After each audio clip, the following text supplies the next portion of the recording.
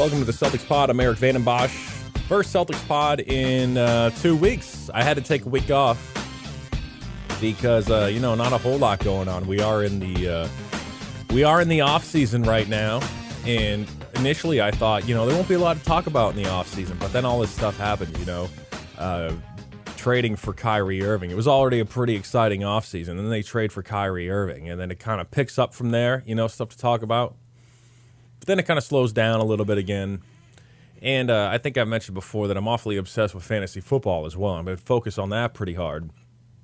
And last podcast, I was talking about how I was worried about my fantasy matchup for that weekend. I am happy to report that I did win that fantasy matchup. I also won the following week, so things are looking good for me. I am 2-0. I'm in 2 leagues.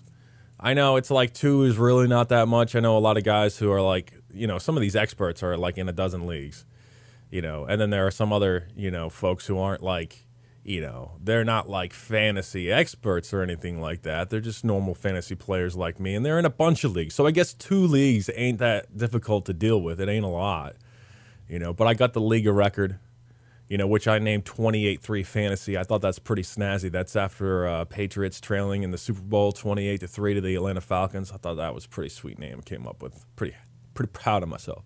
Name a team Roger that after Roger Goodell. But matchup this weekend, though, versus Mark Paulette from 92.9 The Ticket. He's on the air in the afternoon. And it's important that I beat Mark, because Mark always seems to say things that get under my skin. Like, Mark just drives me crazy. It's not that he's good at fantasy trash talking. It's just that, like, he always just... I don't even know if it's intentional, but like when I talk fantasy with him, he just ticks me off. So it's important that I beat him, and not feeling overly confident about it this weekend because I got so many difficult matchups. I got Dak taking on Arizona, got Dez taking on Arizona, going up against Patrick Peterson, got Jason Witten taking on Arizona. Also have Delaney Walker. He's playing Seattle, so that's another tough matchup. Got Alshon Jeffrey going against the Giants, which is a brutal matchup, especially if Janoris Jenkins is healthy. Even if he's not, it's still a difficult matchup. Got Leonard Fournette taking on Baltimore. So it's like I'm just meant to lose this week. But I had some tough matchups the first 2 weeks also because had some first couple matchups were difficult, I thought, too, because I had some brutal matchups, especially with like Dak and Dez. But somehow I came out of the first 2 weeks 2-0, so my team surprised me. Hopefully I'll do that again this week. Celtics basketball, probably should get to talking about that. I hope I don't upset people going on and on about fantasy football. And they're like, Eric, if I want to listen to another fantasy podcast, and there are a million to choose from, if I want to listen to one of those, I'll go find one. Big news is Carmelo Anthony going to Oklahoma City. Carmelo Anthony playing for the Thunder. Reports Saturday of a trade accepted between OKC and the Knicks. Enes Kanter, Doug McDermott, and a 2018 second-round pick going to the New York Knicks in exchange for Carmelo Anthony. Naturally, all those stupid articles are going to show up on, Facebook, Twitter, or whatever. Who won the trade? Knicks obviously get the best player in the deal. OKC does, and the Knicks, getting less than equal value in return. But Carmelo Anthony had all the leverage, and he had a no trade clause. I mean, that was the deal. He wants out, and you can't really send him to wherever you want to send him and say, hey, sorry, buddy, we're going to send you to a lousy team. You have a no trade clause, and we're just going to try and get as many pieces as we can to rebuild. That wasn't the case because of the no trade clause, so he could kind of pick and choose where he wanted to go. He initially said that he wanted to go to Houston, and, he was, pretty serious about that. He wanted to go to Houston. He wanted to play with Chris Paul, wanted to play with the bearded one. That would have been a good situation for him. That wasn't working out, though, so he had to expand his list of teams. The list included OKC, also included the Cavaliers.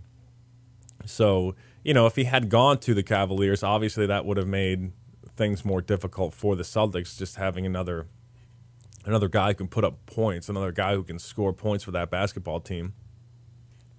Maybe kind of act as like another scoring option outside of LeBron James, especially, while Isaiah is rehabbing while he's trying to get healthy, however long that would take. But it brings an end to a very turbulent tenure for Carmelo Anthony as a member of the New York Knicks. Melo wanted out. New GM Scott Perry, team president Steve Mills, they wanted to move on. They made it clear that they wanted to rebuild.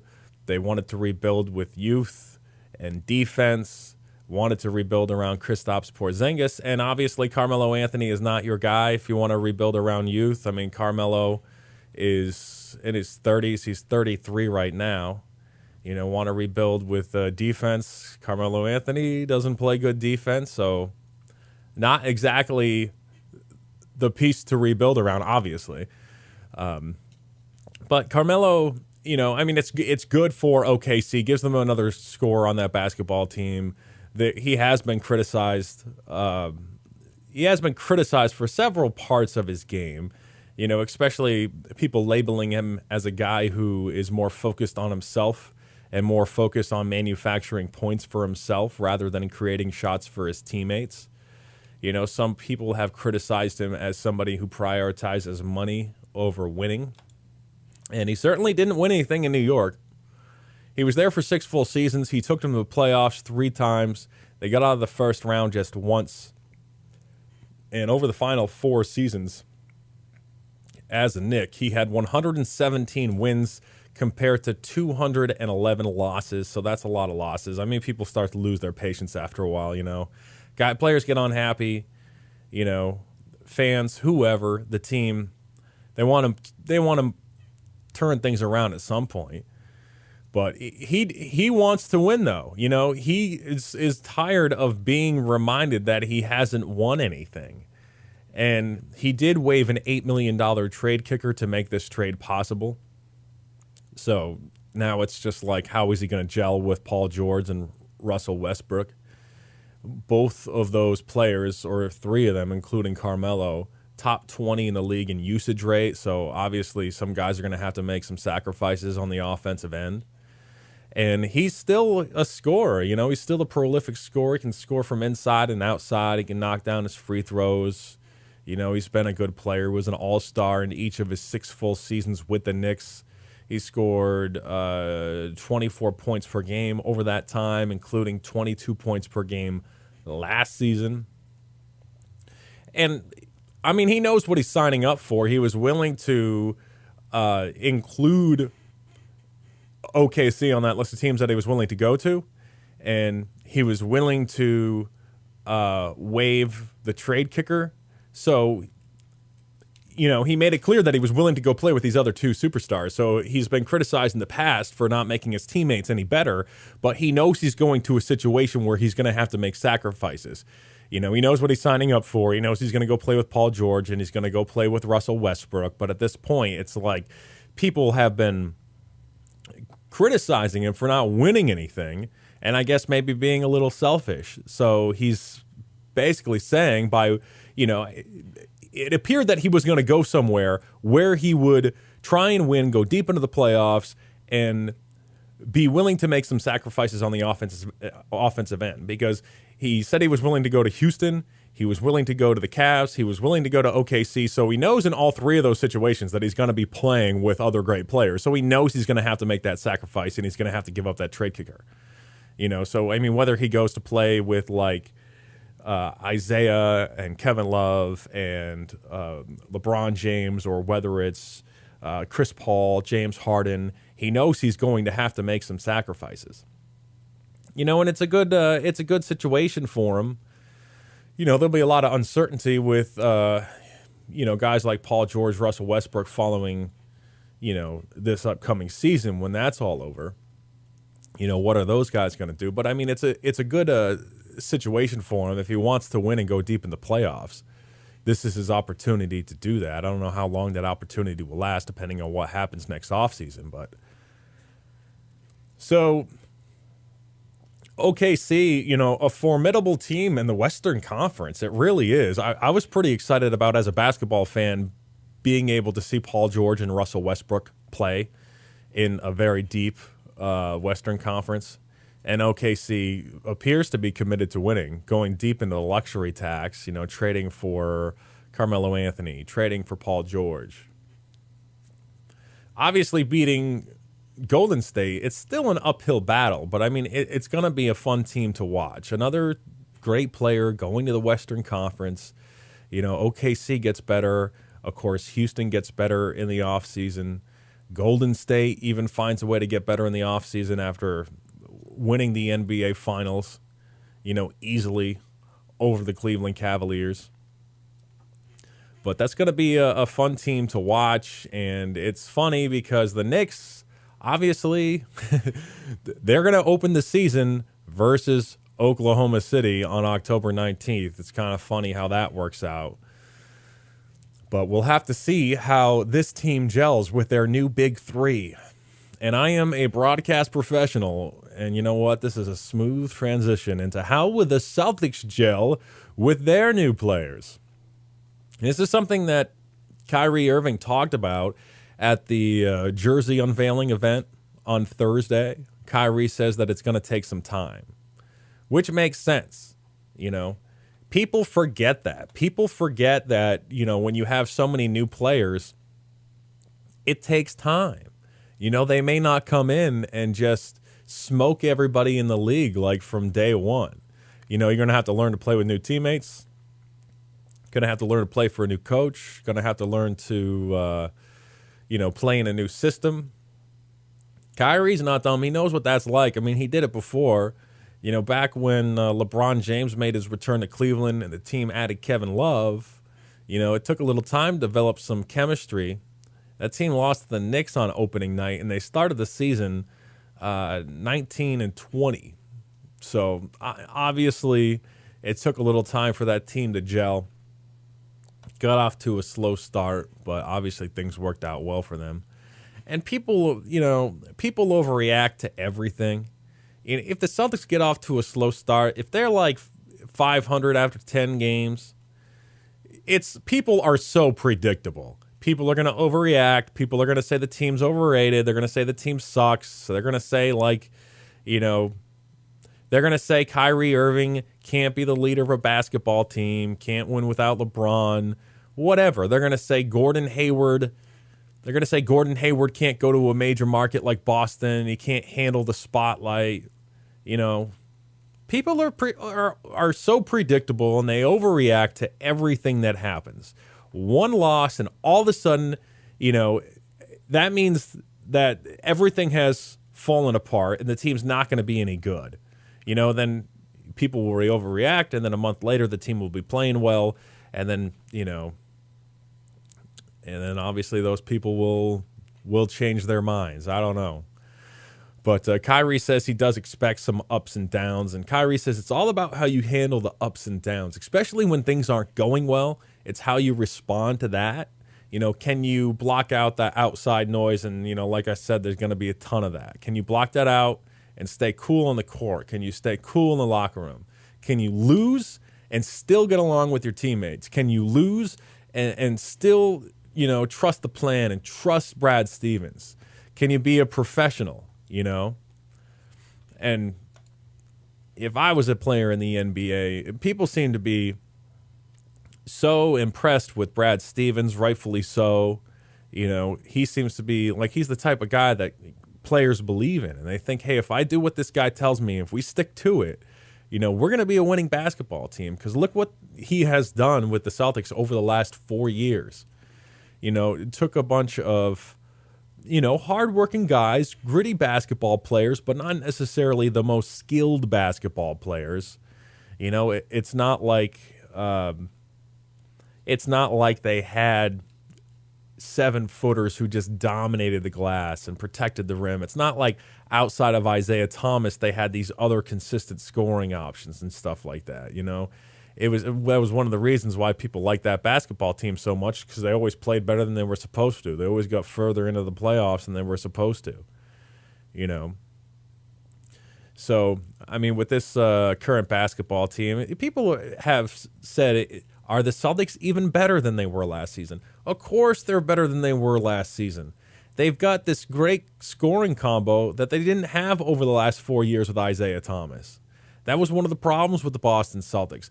They would go to the playoffs, and everyone expected them to go to the playoffs, but nobody expected them to do any damage in the playoffs, And people, when the playoffs happened last year, people said, well, they could probably go to the Eastern Conference Finals, but, it's inevitable. They're going to get pounded by the Cleveland Cavaliers, and they're going to be out of there.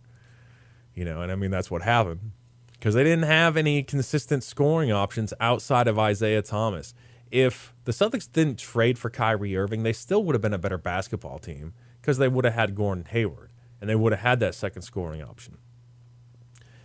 As far as Isaiah Thomas being healthy, I don't know. No one really seems to know. No one really seems to know when he's going to be back. So, let's just say, for the sake of making the conversation simple, let's just say that Isaiah Thomas plays night one. They have Gordon Hayward. They're a better basketball team already with a 20-point scorer coming in from the Western Conference. A guy who is determined to win a championship and finish the job with Brad Stevens. They would have been a better team even without Kyrie Irving, but Kyrie is in. And Kyrie Irving, a guy who Steve Kerr just said the best, I think he said it was the best point guard outside of Steph Curry. So we'll see. We'll see how everything goes. They have some really interesting people in the locker room, getting back to how will the team gel? Because it's like not just on the court, but it's also in the locker room.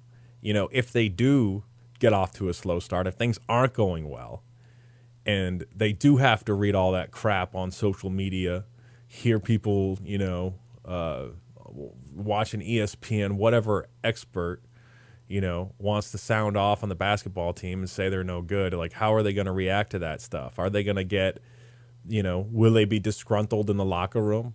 Will they not get along? Will people throw a fit, temper tantrums, stuff like that? Is that going to happen? Obviously, we hope not. It's certainly like I said, we're just used to players who really enjoy playing with and for one another. And then Kyrie Irving, they didn't have a guy like that on the basketball team last year. Like, his personality-wise, he's an interesting dude. He is a complex guy. I think he thinks about things a little bit differently than a lot of other people. So it'll be interesting to see, what happens with him, in that leadership role, how he handles that, how other guys respond to him. Celtics, of course, losing 4 starters. They lost Isaiah Thomas, who was, who's a great personality. I mean, Isaiah always had a smile on his face, always happy to be playing basketball, seemed to be like a guy that people like being around. He's gone, and then, Avery Bradley gone as well. Another good locker room guy and just a good guy, period. Somebody who works hard, somebody who is committed to getting better at basketball and did get better at basketball every single year, and was a guy who was there for his teammates when Isaiah's sister died. He was there for Isaiah.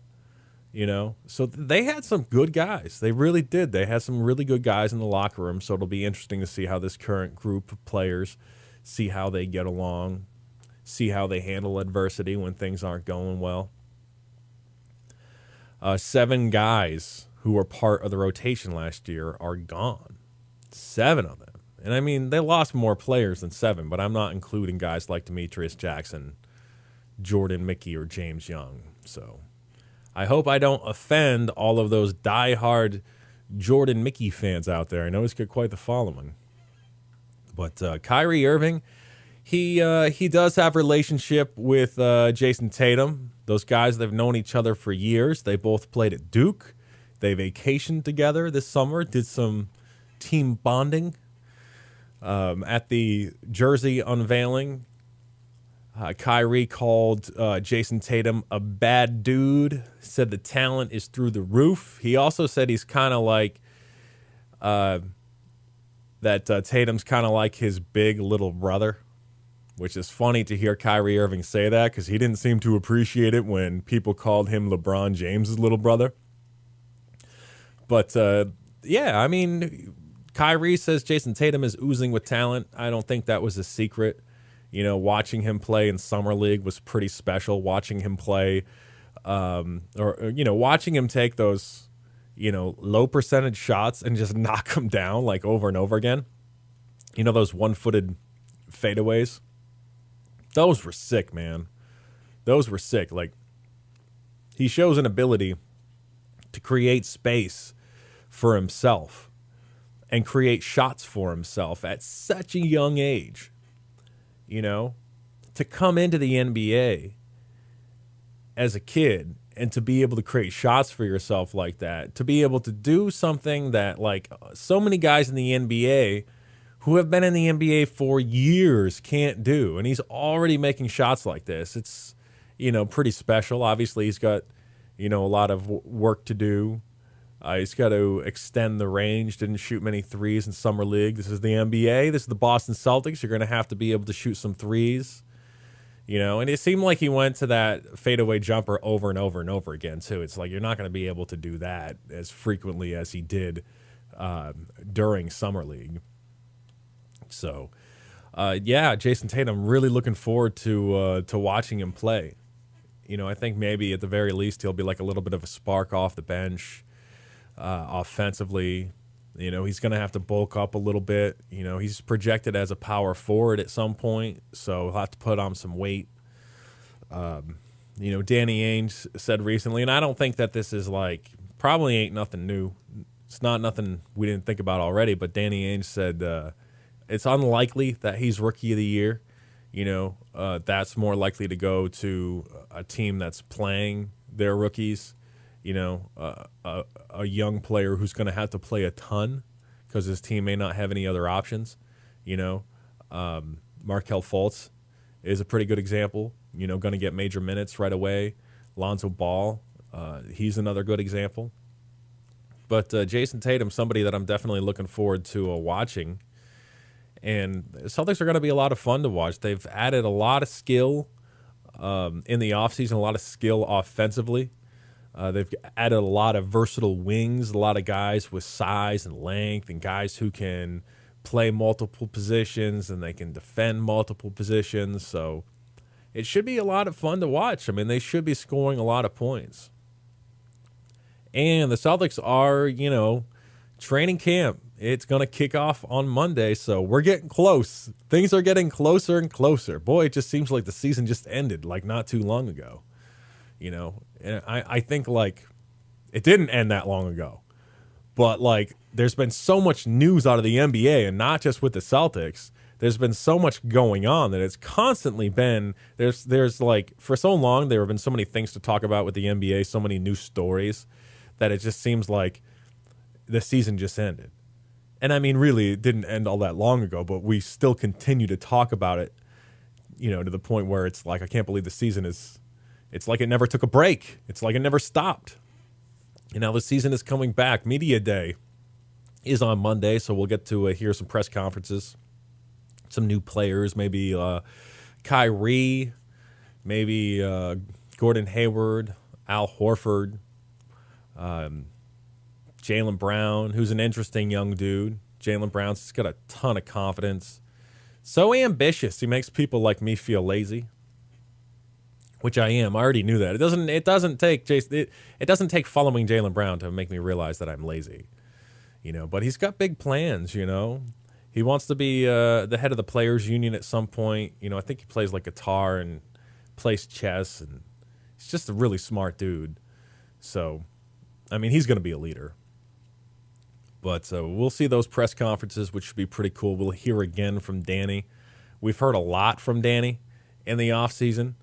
With so many acquisitions, it's like Danny is always in front of reporters, and now we're kind of focused from, talking about making these acquisitions. And Danny, why did you trade Avery? Danny, why did you trade Isaiah? We're going to go from conversations like that to how is the team coming along?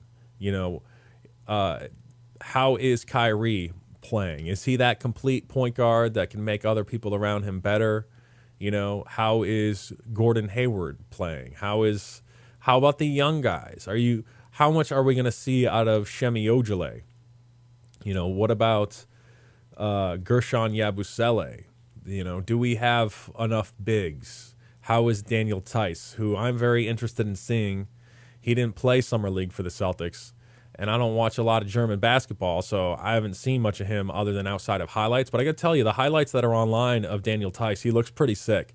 The guy's just got like super athleticism. I'm pretty excited about it.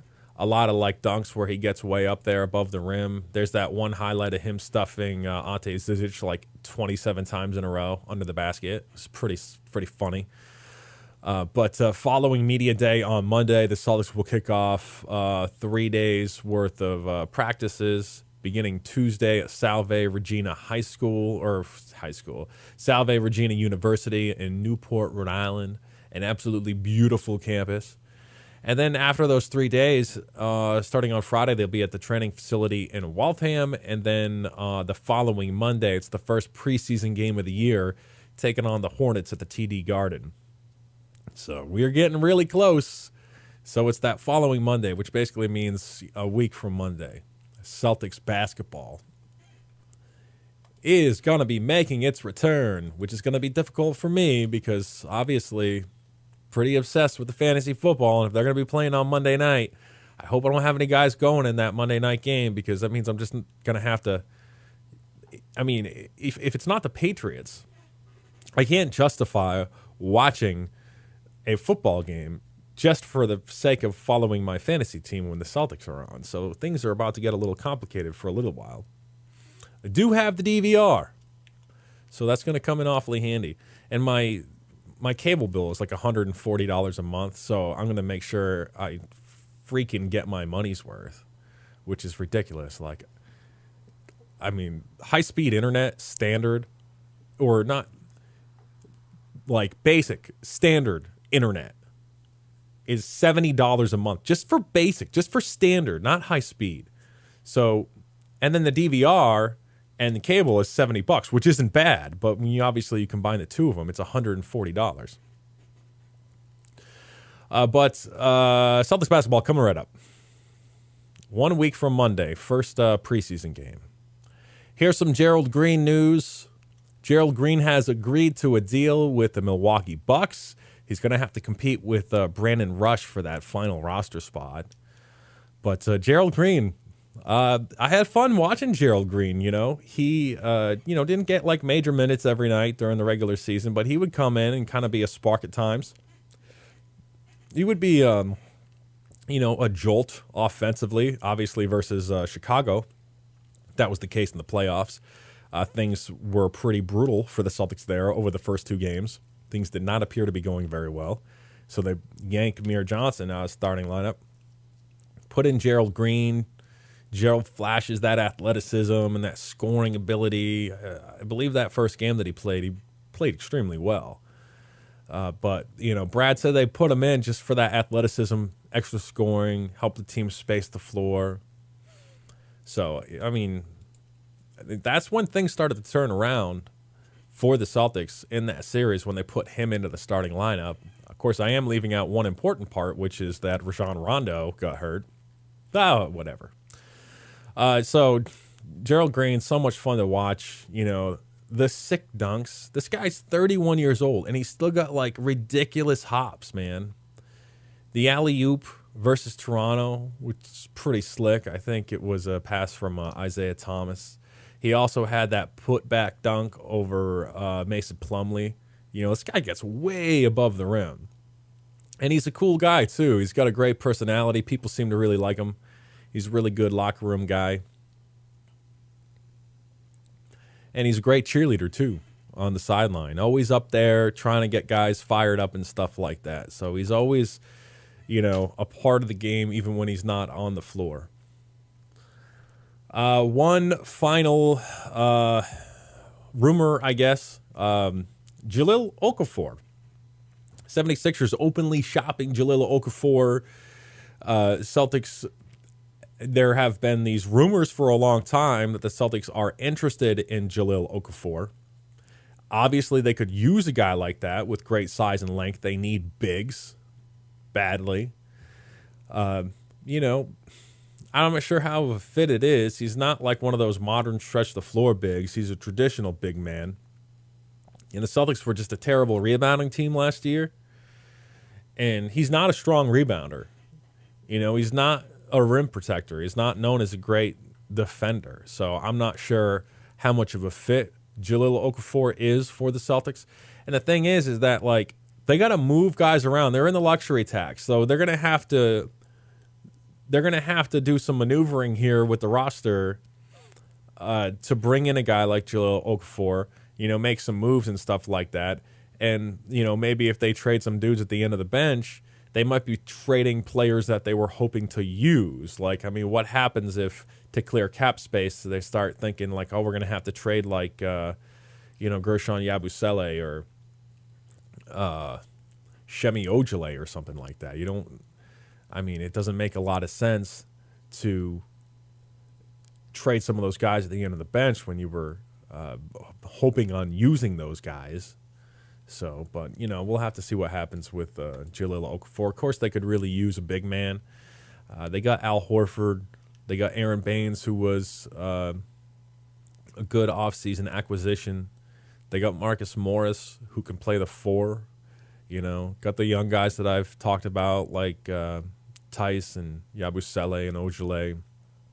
So, but, you know, people were talking about how thin they were, you know, with the bigs before the Kyrie Irving trade, and then they trade away Ante Zizic. They trade away Jay Crowder, who was expected to get a ton of playing time at the 4 out of necessity. You know, I mean, he's a good player too, obviously. He can stretch the floor. He can shoot. He's got a strong frame. He's very physical, you know. And that was something people were looking forward to, is seeing, you know, someone like Marcus Morris be a physical basketball player. You know, Aaron Baines being physical, playing with guys like Marcus Smart, Jay Crowder. But, Jay Crowder, Ante Zizic, those guys are no longer here. They are out of here, just like practically everybody else from last season's team.